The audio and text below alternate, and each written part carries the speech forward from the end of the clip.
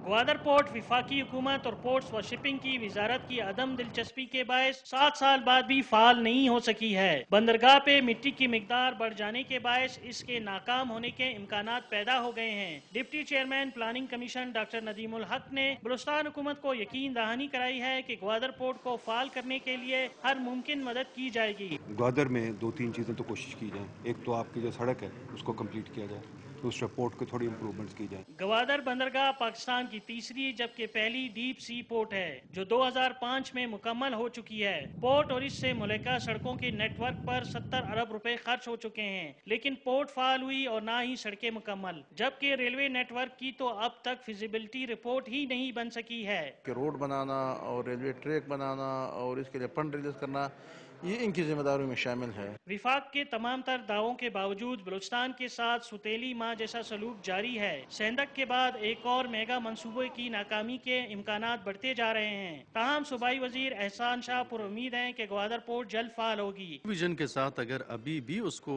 Pick किया जाए तो मैं समझता हूँ कि बहुत कामयाब पोर्ट है और इसकी कामयाबी में तो कोई शक नहीं है। कराची की बंदरगाह ने मलाहों की बस्ती कराची को रोशनियों के शहर कराची में बदल दिया था, लेकिन लगता है कि बलूचिस्तान खुसूसन ग्वादर के बासियों के मुकद्दर में रोशनियां नहीं। कैमरामैन फतेह शाकिर के साथ खलील अहमद, डॉन न्यूज़, ग्वादर।